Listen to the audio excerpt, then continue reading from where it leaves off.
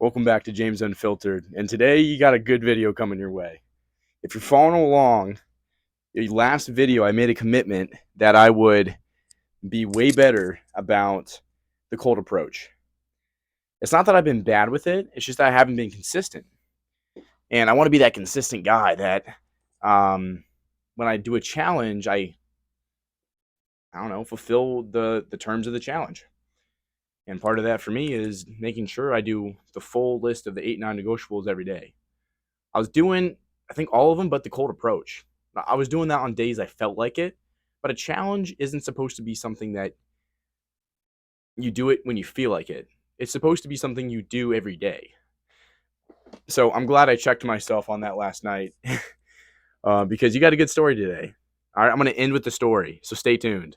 Okay, the highlights of the day, really that story at the end. The cold approach was the best, all right? But the no music, I mean, I'm getting used to it, but man, is that craving still there? No caffeine, same deal. It fine without it, but again, of course, you like to have it. The 7 hours of sleep minimum, good, consistent. I almost wonder if 8 would be better with having no caffeine. I'm not sure. I don't see why it would hurt, but I don't see 1 hour doing a ton of good either. So maybe you guys know more about sleep therapy than I do. The sleep REM sleep, the cycles. I know everyone's cycle is different. Maybe that's something I can look into. No social media. Again, pretty easy. I've easily replaced the no social media with Duolingo, and I'm just learning Spanish. So in a way, it's a dopamine hit. It's definitely not the same as swiping and seeing videos that are related to the entertainment that you like to watch. However, it's still very stimulating when you got nothing all day, but just replying to some text messages and whatnot. So Duolingo for the win there. Praying first thing in the morning and in the evening. This is something that I had to check myself on as well after the week 1 analysis of what does full trust really look like? And am I committing each day to the Lord, or am I trying to control each part of it? And I think I'm doing a much better job of saying, especially throughout the day, like the micro moments of saying, how am I doing? Am I stressed out? No? Okay, good. What else is taking my thoughts right now? Does it really need to be taking my thoughts? Can I give this to God and say, God, this is yours? You know what's best for me? So that's been going much better. And then the 30 minutes of exercise. Today was push ups. I think last time I did about 100 weighted push ups and 100 regular push ups. Today I did 150 regular. Oh, back crack. It wasn't straight, it was in sets of 10, 15 when I was feeling it real good, but overall, W. Lastly, what I've been super excited to share was after checking myself on the accountability for the cold approach, today I had an opportunity. I mean, there's opportunities every day, but I took this opportunity to the full advantage that I could. I saw a pretty young lady my age walk by in the study hall at the college I attend, and I was like, man, if there's an opportunity to cold approach someone, this is gonna be your best opportunity. All right, I'm like, all right, let's just do this.